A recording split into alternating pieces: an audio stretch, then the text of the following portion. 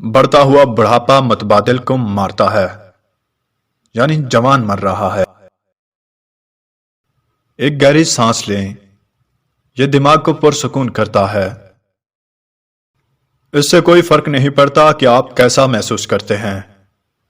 اٹھیں، تیار ہوں اور دکھا دیں۔ یہ بہتر ہے، بہترین آنا ابھی باقی ہے۔ اپنے آپ کو اتنی سنجیدگی سے نہ لیں جتنا کوئی اور نہیں لیتا۔ زندگی بہت مختصر ہے، کسی کو تکلیف دینے میں وقت ضائع نہ کریں۔ اگر آپ نہیں پوچھتے تو آپ کو نہیں ملتا۔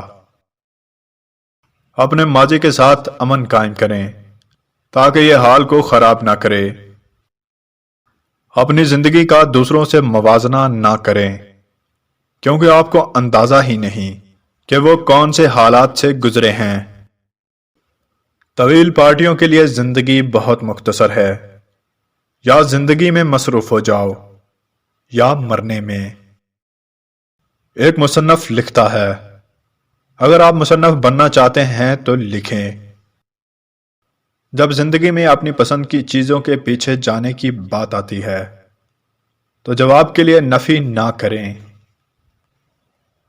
زیادہ تیاری کریں اور پھر بہاؤ کے ساتھ چلیں۔ آپ کے سوا کوئی آپ کی خوشی کا ذمہ دار نہیں ہے۔ دوسرے لوگ آپ کے بارے میں کیا سوچتے ہیں، آپ کا کوئی کام نہیں کہ آپ یہ سوچیں۔